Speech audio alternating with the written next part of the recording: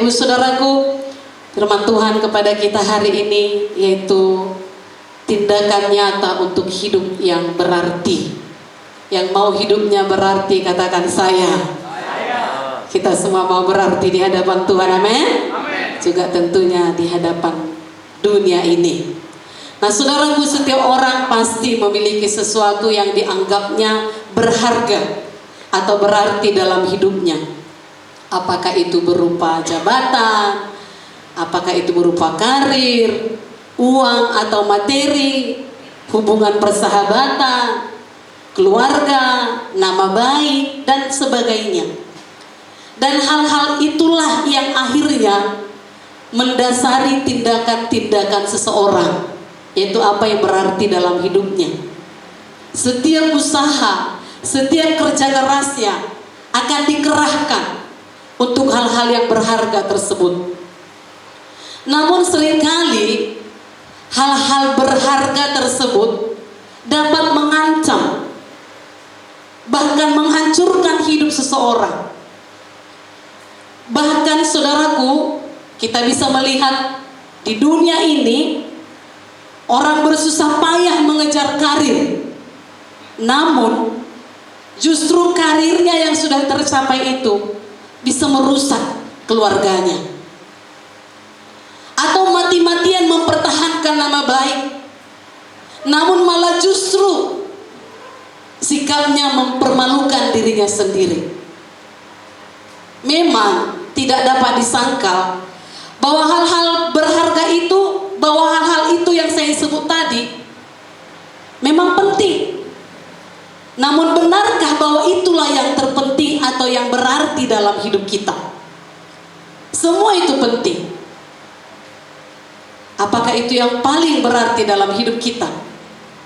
Nah, kita akan melihat firman Tuhan hari ini, 3 kata berbentuk kata perintah untuk meraih hidup yang berarti. Berarti di hadapan Tuhan terutama. Nah, kalau sudah berarti di hadapan Tuhan, di hadapan dunia ini juga pasti berarti. Amin saudaraku. 3 kata hari ini kita belajar, yaitu dikatakan jauhilah semuanya itu, kejarlah, bertandinglah. Ini yang kita lihat hari ini. Mari kita baca 1 Timotius 6 ayat 11 sampai 12. 1 Timotius 6 ayat 11 sampai 12 bersama. 1, 2, 3. Tetapi engkau hai manusia Allah, jauhilah semuanya itu, kejarlah keadilan, ibadah, kesetiaan, kasih, kesabaran, dan kelembutan. Bertandinglah dalam pertandingan iman yang benar, dan rebutlah hidup yang kekal.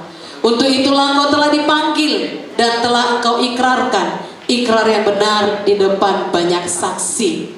Nah, kita pasti pernah mendengar sebutan manusia super. Pernah dengar? Pernah ya, melakukan berbagai hal yang dahsyat luar biasa, disebut orang dia manusia super. Ada yang pernah disebut manusia setengah dewa, ya, manusia robot. Bahkan di film Indonesia ada disebut manusia serigala, dan lain sebagainya lah sebutan-sebutan itu. Kata yang ditambahkan setelah kata manusia itu memberikan keterangan atau sifat dari manusia tersebut. Kenapa disebut manusia serigala? Karena sifatnya seperti serigala. Nah, dalam ayat ini Paulus menyebut Timotius sebagai manusia Allah. Sebutan manusia Allah ini dipakai Paulus kepada Timotius untuk menunjukkan bahwa ia adalah abdi Allah atau manusia yang dimiliki Allah, yang memiliki sifat Allah. Dan kabar baiknya, ketika kita percaya kepada Kristus, kita adalah manusia Allah. Katakan, saya adalah manusia Allah. Amin. Jadi sebutan ini bukan hanya pada Timotius, tapi kepada semua orang percaya yang sudah menerima Yesus dalam hidupnya. Kita adalah manusia Allah dan bukan manusia duniawi, walaupun kita masih tinggal di dunia. Kita milik Allah dan mengabdi kepada Dia, sang pemilik hidup kita. Siapa pemilik hidup saudara? Ya Tuhan Yesus. Nah, mari kita renungkan bagaimana agar hidup kita di dunia ini bisa berarti kepada Tuhan yang sudah menebus kita itu. Dan bagaimana sikap kita sebagai orang percaya untuk menjalani hidup di dunia ini yang Tuhan percayakan kepada kita.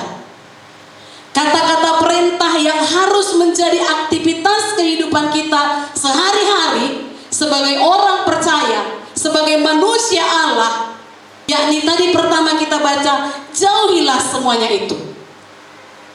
Paulus menyatakan bahwa dalam kehidupan orang percaya, kadang kita diperhadapkan pada satu kondisi yang di dalamnya kita harus bertindak menjauhi, atau dalam bahasa Inggrisnya to flee, artinya melarikan diri. Kita harus melarikan diri dari apa? Untuk menjawab pertanyaan ini, kita harus kembali pada ayat di atasnya. Tadi kita baca ayat 11-12, sekarang kita baca ayat 9-10. Saya bacakan, Bapak Ibu bisa lihat Alkitabnya. Tetapi mereka yang ingin kaya terjatuh ke dalam pencobaan, ke dalam cerat, dan ke dalam berbagai-bagai nafsu yang hampa dan yang mencelakakan, yang menenggelamkan manusia ke dalam keruntuhan dan kebinasaan. Karena akar segala kejahatan ialah cinta uang.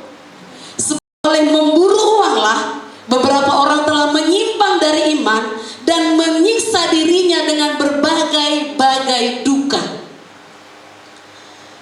Paulus mengatakan bahwa akar segala kejahatan adalah cinta uang. Mengapa Paulus memberikan statement atau pernyataan demikian? Karena Paulus sangat paham bagaimana hidup orang yang cinta akan uang. Orang yang cinta uang tidak akan dapat sungguh-sungguh mengasihi Tuhan. Kita ambil contoh. Pertama, Yudas Iskariot. Demi uang 30 perak, 30 keping perak, tega mengkhianati Yesus. Kita lihat lagi contoh yang lain, orang kaya yang disebut dalam Lukas 16 ayat 19 sampai 31. Ketika mati, tidak masuk ke dalam kerajaan Allah. Bukan karena ia kaya, tapi karena ia tidak mau tahu terhadap orang lain. Ia tidak peduli pada orang lain yang membutuhkan, yaitu Lazarus yang miskin. Kekayaan mudah membuat orang sombong dan melupakan bahwa dirinya adalah milik Tuhan. Maka Paulus membuat pernyataan ini.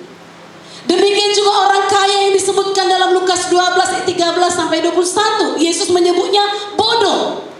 Kenapa? Karena ia lupa bahwa hidup matinya di tangan Tuhan. Dia pikir dia akan hidup selamanya dengan menikmati kekayaannya. Tetapi waktu Tuhan menyatakan malam ini juga nyawamu diambil daripadamu, maka kekayaan yang dimilikinya tidak dapat berbuat apa-apa. Paulus sangat mengerti hal itu, maka dibuat pernyataan itu. Demikian juga setiap orang percaya yang cinta uang lebih dari Tuhan tidak akan dapat dengan sungguh-sungguh hidup sebagai anak-anak Tuhan. Tidak akan pernah dapat mengasihi Tuhan dengan sungguh-sungguh, karena segala sesuatu diukurnya dengan materi. Misalnya, dia mengikuti kegiatan gereja atau terlibat dalam pelayanan, tidak lagi menggembirakan hatinya karena dianggap sebagai kerugian semata-mata. Ngapain aku melayani, toh nggak bergaji? Itu dia kalau diukur dari materi. Ngapain aku sungguh-sungguh beribadah? Ngapain aku datang kebaktian, nggak ada sembako? Kira-kira begitu. Jadi materi itu yang sebagai tujuan hidupnya. Nah saudaraku, dia mengikuti kegiatan gereja, terlibat dalam pelayanan, gak lagi menggembirakan hatinya karena dianggap rugi waktu, rugi materi. Itulah gejala umum ketika kehidupan telah dikuasai roh materialisme. Oleh karena itu Paulus mengingatkan Timotius dan juga semua orang percaya, saya dan saudara, agar menjauhi semua itu, menjauhi semua roh yang seperti itu, bahkan to flee, melarikan diri dari hal itu. Haleluya. Dikatakan bahwa ancaman bahaya bagi mereka yang menjadikan materi sebagai tujuan hidupnya, sebagai ilah mereka, yang memperingatkan mereka bahwa sudah ada sejumlah orang yang berbuat demikian, dan mereka telah tersesat dan jauh dari Tuhan, dan mereka menuju ke arah kemerosotan rohani yang membawa berbagai kedukaan. Bahkan saudaraku, kita sudah baca tadi, kedukaan dalam hidup mereka. Perhatikan, Paulus mengatakan bahwa cinta uang adalah akar segala kejahatan. Ia tidak mengatakan bahwa uang itu sendiri adalah jahat. Mencari uang bukanlah jahat. Tidak dikatakan pula bahwa orang yang punya uang banyak itu jahat, enggak. Ada orang kaya juga baik, amin. Yang punya uang banyak juga ada baik. Dia tidak katakan orang yang punya uang banyak itu jahat. Ia mengatakan bahwa cinta akan uang itu adalah jahat, sebab hal ini akan menuntun orang jatuh ke dalam kegagalan rohani. Katakan, saya tidak cinta uang, walau saya butuh uang. Haleluya. Tadi lagu kita berkata, saya cinta Yesus. Haleluya. Yang cinta Yesus katakan amin. Nah, sebagai contoh sederhananya saudaraku, ada kisah seorang aktor yang bernama John Noble. Ini seorang artis Australia, ya. Saudaraku, dia menyaksikan apa yang terjadi di tengah keluarganya. Ayahnya seorang Kristen yang takut akan Tuhan, orang yang saleh, setia beribadah, tekun berdoa. Namun dia perhatikan kehidupan rohaninya lambat laun mulai merosot. Kenapa? Karena sang ayah mulai asik mencari lebih banyak keuntungan untuk bisnisnya. Memang dari keasikan orang tuanya tersebut, keberhasilan finansial mereka melejit. Tapi dengan mengorbankan secara terus-menerus nilai kekekalan. John Noble berkata, Tuhan telah memakmurkan kami, namun kami lupa siapa yang memberi kemakmuran itu. Kami lupa berterima kasih. Kebiasaan membaca Alkitab, doa bersama setiap malam dalam keluarga mulai berkurang. Bahkan ada hari-hari tidak sempat sama sekali. Dia berkata, ayah kami memanjatkan doa hanya 1 kali dalam sehari saat makan malam. Kadangkala ayah meminta saya atau saudara saya memimpin doa ucapan syukur untuk makan malam. Dan semuanya itu kami lakukan dengan formalitas, tanpa makna lagi, tanpa persekutuan seperti dahulu kala. Dan yang lebih menyedihkan, kegiatan bersama ke gereja pun berhenti. Saudaraku, inilah kondisi yang tepat seperti yang dilukiskan dalam ayat yang di atas tadi yang kita baca tadi. Yakni mereka menjadikan materialisme menjadi ilah mereka. Dan tentu itu akan membuat kehilangan persekutuan dengan Tuhan dan mulai memiliki kemerosotan rohani, kehilangan kehidupan rohani yang baik. Saudaraku, setiap hal sepertinya penting, namun kalau itu menghancurkan kita, jauhilah semuanya itu. Haleluya. Jika karena uang membuat hidup kita hancur, atau jika karena persahabatan membuat iman kita dikorbankan, tinggalkanlah semuanya itu. Rasul Paulus berkata, jauhilah atau larilah dari semua yang menggoda, dari semua hal yang merebut persekutuan kita dengan Tuhan. Haleluya. Saya Saya katakan semalam di Muda-Mudi, tempat teraman bagimu pada masa-masa ini adalah hadirat Tuhan. Haleluya. Jangan terbalik. Jangan jauhi hadirat Tuhan demi yang lain. Jauhi semua hal yang menghancurkan persekutuan kita. Karena tempat teraman bagi kita adalah hadirat Tuhan. Itu yang pertama, kata perintah pertama. Jauhilah, dan kita mengerti apa yang kita jauhi. Yang kedua, kejarlah. Tadi masih di ayat 11. Kata kedua dari petunjuk Paulus untuk meraih hidup yang berarti adalah kata kejarlah atau usahakanlah.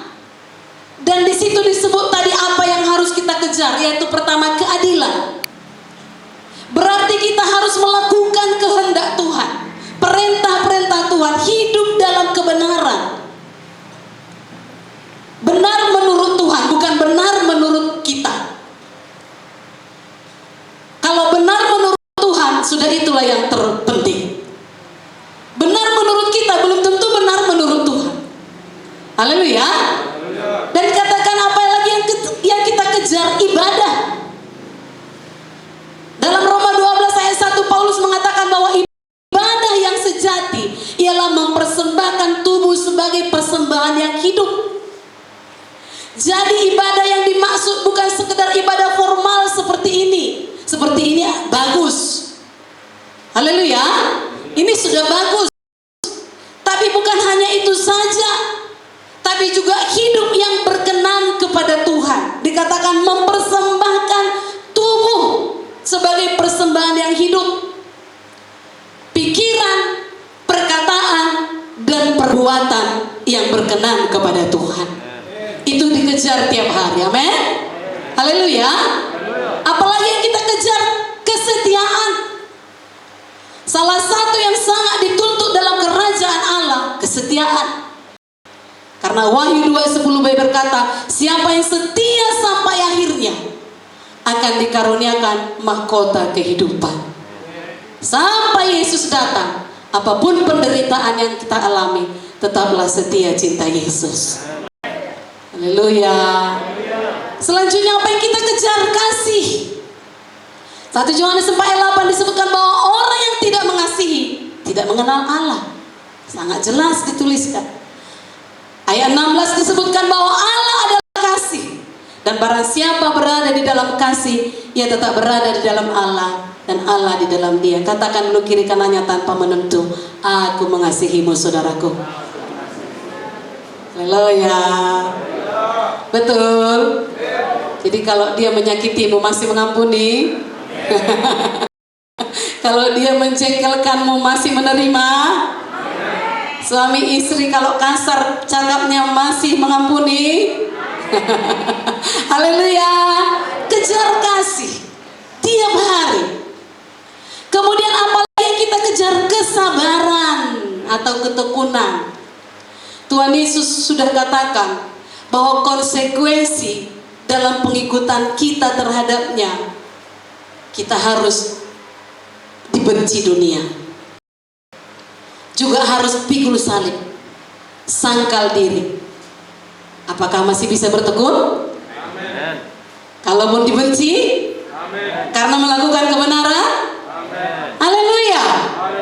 Saudara kekasih, biarlah kita mengejar ini. Firman Tuhan berkata bahwa orang yang bertahan sampai kesudahannya akan selamat. Tetap sabar. Dan apa yang kita kejar lagi? Kelembutan. Kelembutan bukan berarti lemah, tapi dalam arti bersikap sabar terhadap semua orang. Mengampuni dengan limpah. Kalau perlu dan memang harus seperti Yesus, tak terbatas. Bagaimana Yesus mengampuni tak terbatas? Orang yang menyalibkannya pun diampuninya. Itu mengampuni tanpa batas. Sesakit apapun dibuat orang terhadapmu, lepaskan pengampunan. Itu termasuk kelembutan. Bukan lemah gemulai, ya, lembut hati.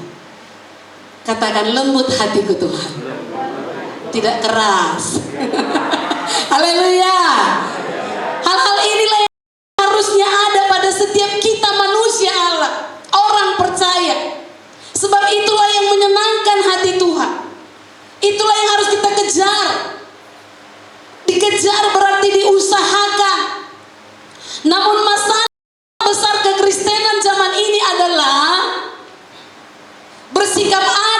gereja, bertindak B di luar gereja.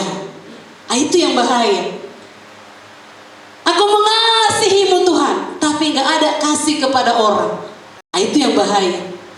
Namun sebagai manusia Allah, Tuhan menyelamatkan kita. Dia memberikan hidup yang baru kepada kita. Kita diciptakan untuk berada pada level seperti Dia, manusia Allah. Tapi banyak orang memilih level di bawah, manusia duniawi. Katakan, saya kejar levelnya Tuhan. Saya diselamatkan untuk itu. Haleluya. Tuhan memanggil kita untuk mencurahkan perhatian dan pikiran kita. Kolose 3 ayat 2 berkata, untuk perkara-perkara di atas. Kalau yang itu beres, Matius 6:33 berkata, semua akan ditambahkan. Jadi bukan itu yang kita kejar. Walau kita butuh uang, tapi jangan cita uang. Yang ketiga, kata perintah ketiga agar hidup kita berarti adalah bertandinglah atau berjuanglah. Kata bertandinglah di sini diterjemahkan dari kata Yunani agonizomai, yang berarti menderita. Memang bertanding itu bukan agoyama, bukan itu ya. Haleluya. Bertanding itu memang ada penderitaan, berjuang. Kehidupan orang Kristen adalah suatu pertandingan dari awal sampai akhir. Jadi jangan katakan kok nggak habis-habisnya masalah ini. Memang enggak. Haleluya. Memang kita berjuang sampai akhir. Maka ada laguku, berjuang sampai sebulan gitu. Sampai apa katanya? Akhir. Itulah agonizomai. Bertanding terus menerus. Peperangan yang tidak pernah berakhir. Sampai nanti kita dipanggil. Paulus memang suka menggunakan ilustrasi dunia olahraga. Dalam dunia olahraga, apapun itu untuk menjadi pemenang bukanlah suatu hal yang mudah. Kalau mau menang dalam pertandingan haruslah latihan dengan baik, mengikuti aturan pertandingan, tekad untuk menang. Amin. Maka Paulus membuat contoh itu mudah dimengerti, mudah dicerna. Terlebih lagi setiap orang percaya akan bertanding atau berlomba dengan penuh kesungguhan. Nah, ini berlomba kita dalam ibadah ini. Berlomba cari wajah Tuhan. Haleluya. Ada orang beribadah yang penting ibadah, tapi bertandinglah. Aku harus dapat Tuhan itu. Aku harus dapat hatinya. Amin. Bertanding dengan kehendak daging untuk memikirkan yang lain. Bertanding dengan kehendak daging untuk ngantuk, untuk tidak terarah. Bertanding. Saudaraku, kemudian diikuti latihan yang baik sehingga dapat menang dalam pertandingan iman yang benar. Bertanding di sini tidak sama artinya dengan bertanding dalam pertandingan pada umumnya di dunia ini. Kalau dunia ini bertanding mengalahkan orang lain.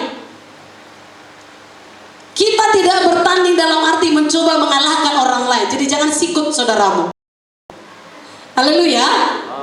Kita bertanding bukan mengalahkan orang lain, tapi bertanding dengan musuh dari luar. Dua musuh kita.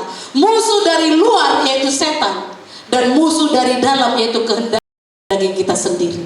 Itu pertandingan kita. Kalau setan, ia adalah sosok malaikat yang jatuh.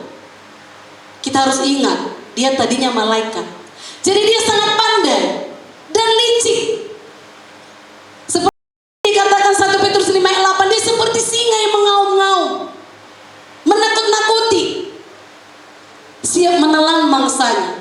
Tapi ayat 9 dikatakan, lawanlah dia dengan iman yang teguh. Itu dia. Musuh itu bisa kita kalahkan.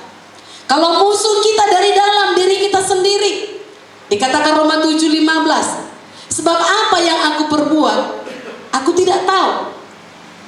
Karena bukan apa yang aku kehendaki yang aku perbuat, tapi apa yang aku benci, itulah yang aku perbuat. Di ayat 19 hal yang sama dituliskan juga. Jadi ada memang kehendak daging kita. Karena gak sukanya kita dosa itu, tapi itu kita buat. Apakah kita mampu hidup sesuai dengan firman Tuhan? Ataukah kita justru menyerah atas sifat daging kita sendiri? Kita harus ingat, kalau dalam pertandingan dunia ini ada wasit. Yang perlu kita ingat, wasit kita adalah Tuhan sendiri. Kita bertanding di hadapan Tuhan, maka kita harus bertanding dengan aturan-aturan, cara-cara Tuhan, bukan aturan kita sendiri. Mauku begini, enggak, tapi apa mau Tuhan? Jadi kita bertanding dengan cara Tuhan, karena Dia wasit kita. Maka Tuhan akan membuat kita menang, dan kita akan memperoleh kehidupan kekal di surga nanti bersamanya. Jangan gunakan cara-cara curang dari dunia ini. Kalau dulu mungkin gak curang, tapi sekarang ini banyak kecurangan dalam pertandingan. Saudara kekasih, kalau itu yang terjadi, maka sia-sia, tidak berarti. Kita harus berjuang dalam keyakinan bahwa yang ada di dalam kita adalah Roh Kudus yang berkuasa, yang selalu siap menolong kita. Amin. Roma 8:13 berkata, oleh Roh kamu mematikan perbuatan-perbuatan tubuhmu. Kalaupun dikatakan tadi, apa yang gak ku ingin, itu yang ku perbuat. Apa yang ku benci, itulah yang ku perbuat.